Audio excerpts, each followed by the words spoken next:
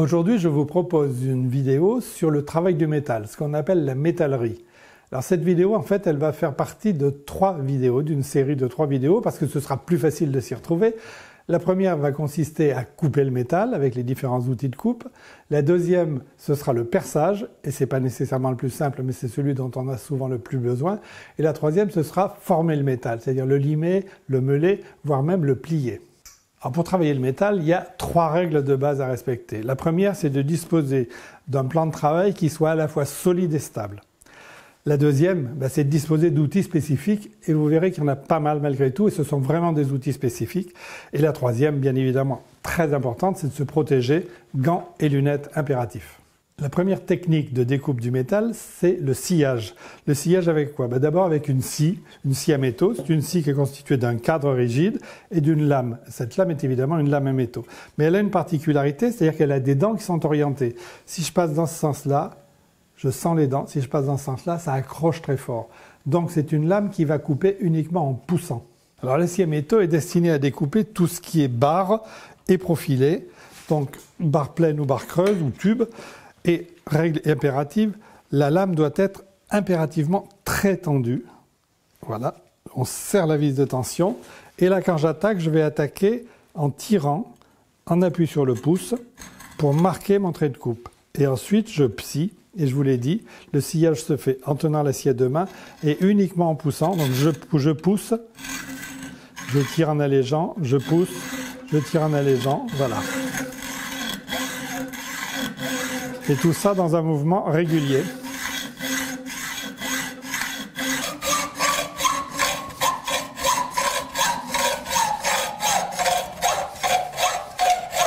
Alors j'ai coupé une barre pleine, mais on peut aussi couper du tube. Et là on a un cas bien particulier, c'est du tube chromé. Ça doit se couper de la même façon, mais le plus difficile est de l'entame. Donc l'entame, il va vraiment falloir être très très précis, bien tenir la lame, tirer tout doucement, pour dépasser la couche de chrome.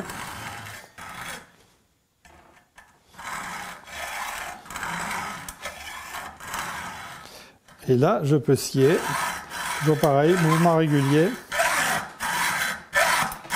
Alors quand on a besoin de découpes précises sur des petites pièces, par exemple sur une tige filetée comme ici, où je veux avoir un minimum débarbure, je vais utiliser une scie particulière, qui est une scie à métaux, mais qu'on appelle en général junior, et qui a des dents très très fines. Comme sur la scie à métaux traditionnelle, les dents ont un sens, donc je pousse en appuyant et j'allège en tirant.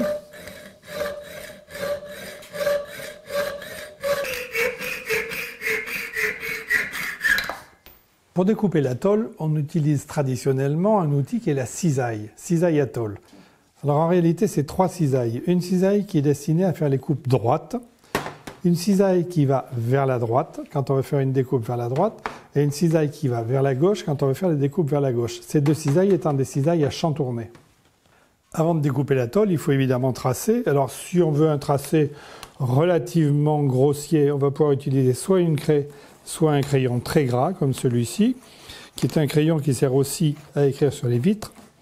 Mais si on veut un tracé précis, on va utiliser un outil bien spécifique, qui est la pointe à tracer, et qui va en réalité graver légèrement le métal.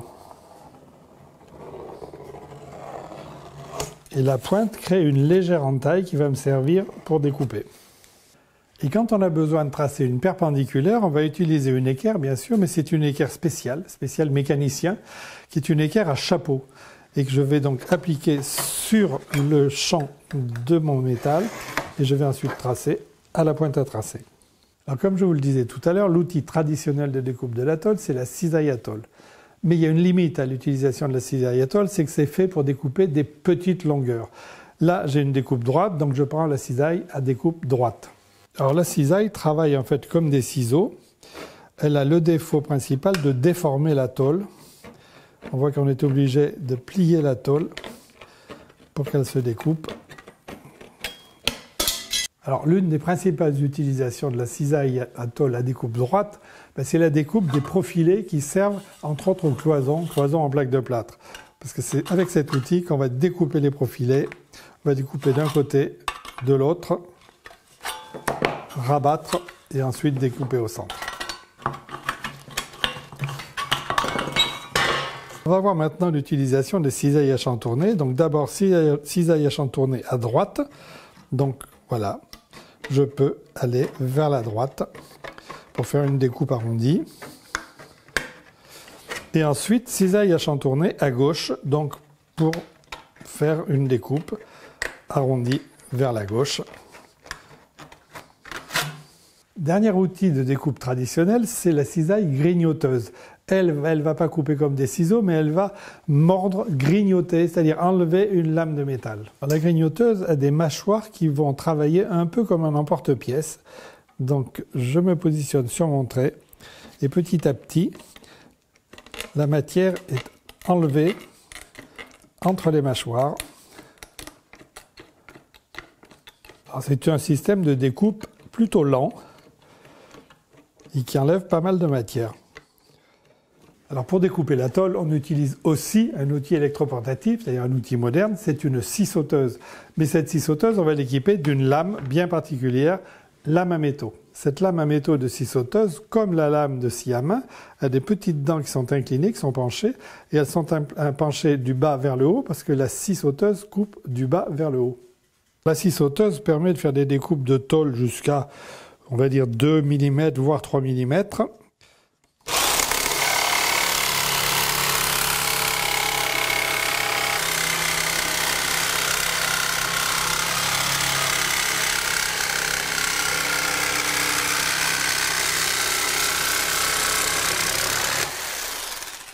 Pour découper des barres un peu plus costauds, des profilés, voire de la tôle épaisse, on va utiliser une autre machine électroportative, c'est la meuleuse.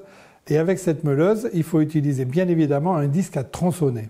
Alors avec la meuleuse, on utilise effectivement deux types de disques. Le disque à ébarber ou meulé, qui est un disque épais et légèrement bombé, et le disque à tronçonner, qui est un disque fin et plat, et c'est celui-ci qu'on va utiliser. La pièce est découpée fermement maintenue dans l'étau et la meuleuse, elle est tenue nécessairement à deux mains et là aussi avec fermeté. On démarre.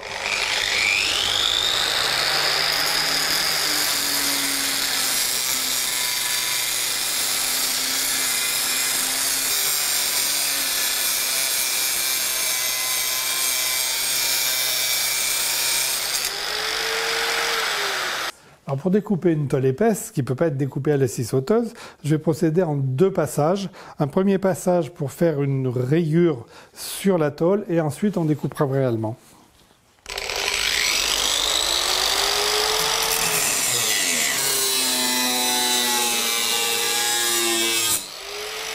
Et maintenant, je vais découper en traversant la tôle.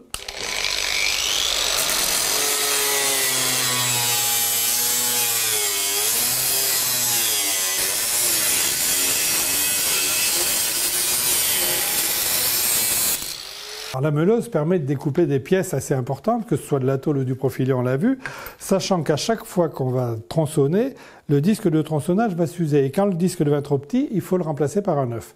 Autre information, là on est sur une tôle relativement mince, 3 mm à peu près. Si vous avez des pièces beaucoup plus importantes, vous pouvez aussi utiliser une meuleuse, mais ce sera une grosse meuleuse de 230 mm avec un grand disque. Voilà, notre premier sujet métallerie, c'est-à-dire la découpe, est terminé. Eh bien, rendez-vous pour les prochains, c'est-à-dire le perçage et la mise en forme.